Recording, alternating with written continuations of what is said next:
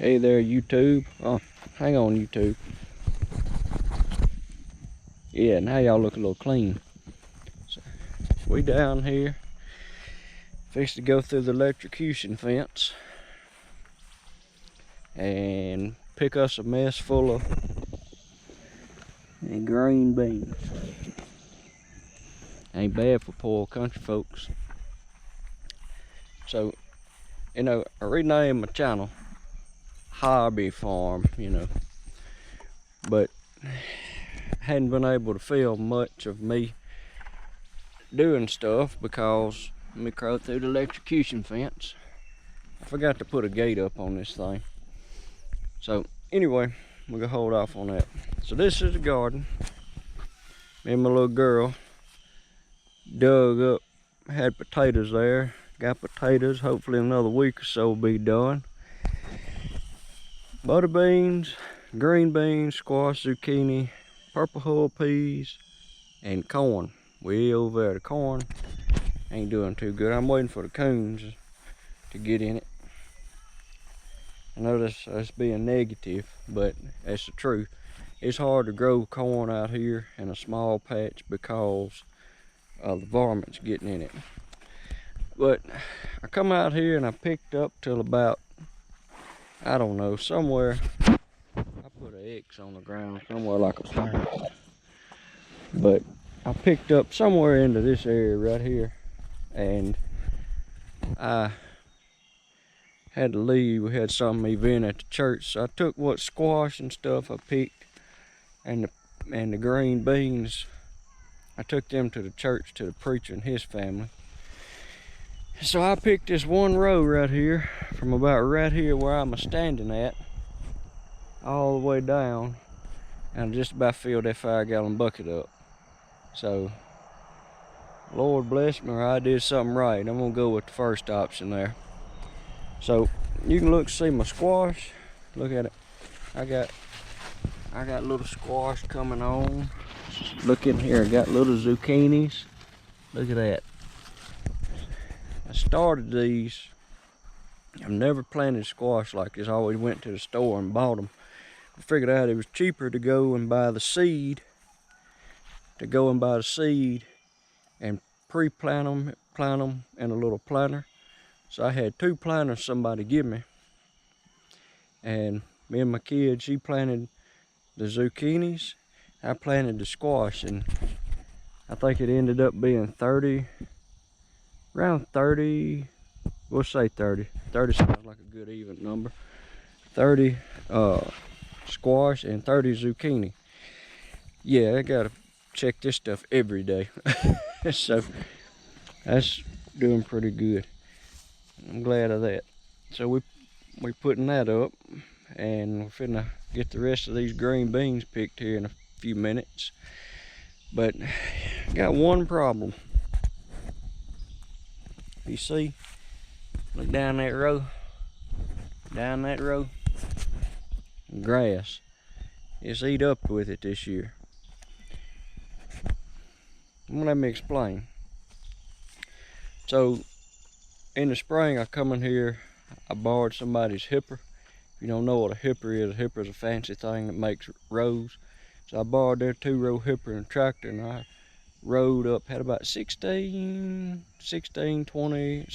or 20 rows, and I planted every one of them except for this one right here that I'm standing on. And I said, all right, I'm either gonna have a lot or have nothing. And so I planted everything in rows, and it did good. I come down through here and I took that tiller, that old toy built over yonder with that Harbor Freight motor on it. And yeah, so I tilled all the grass out right after I planted, and things started coming up. Well, we got hit with about 7 good days of rain, and it dried up.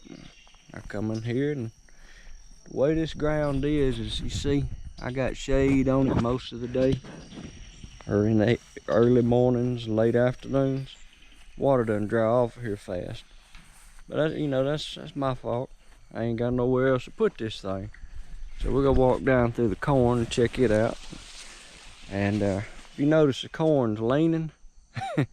You look down the row, the corn's leaning, trying to get to that sunlight. But at least that's what I think it is. But I hadn't been able to till. This is the driest this ground has been in probably 2 weeks. And I think down where those tomatoes are is still a little bit of water standing there. But walking through this corn, it looks okay. I had 2 different varieties. Don't ask me what kind I had. I know it's corn, it's yellow, and it's sweet. That's about all I can tell you, and it's good when you eat it. But I don't know if I'm gonna get anything out of this corn. I mean, it's up to my chest, and it's already starting to tassel out. Tassel, I don't know what you call it. Tussling.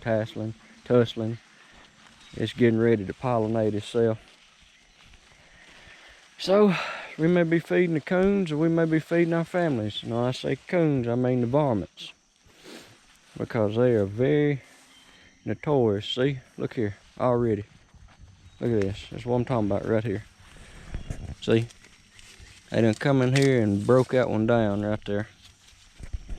So I'm gonna have to set some traps to catch them. Another one right here done broke it down, eating it. So, I'm gonna have to set traps to catch them. So, yeah, I ain't gonna tell y'all that story about that time I caught one. I had another problem too. You see, I got to clean around here. Like I said, the rain so much, and this is the low end. It stays wet. I'm gonna move. If I plant corn next year, I'm gonna move it up a little bit, get where to get a little bit more sunlight. But I planted it late too because of the rain. But where this corn stalk is right here, down, let's see, I'm gonna step it off. Let's go. Let's see, did I learn how to count? Let's go.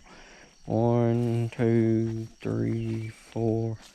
All right, that's 5 good steps. So about 10 or 12 foot right down through here. I come out in the mornings when the corn was maybe about from my chest that tall, about maybe a foot tall. And from there to there, where I showed y'all, was been all broke off at the ground. I don't know if it's squirrels, I don't know if it was birds, I don't know what it was, but something got it. And so had that to deal with this year. And again, like I said, it's rained this year, so it's been a very wet spring. And the meteorologist people are calling for rain again tomorrow night. So that's why I'm out here right now trying to pick these green beans, because they're ready to go. Let's go over here, jump across these rows and look. All right, where'd I get to?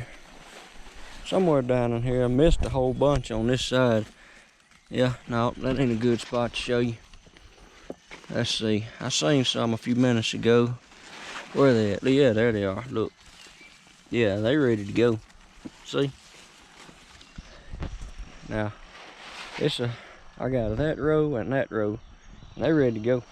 I mean, I see them right here. Look at it, just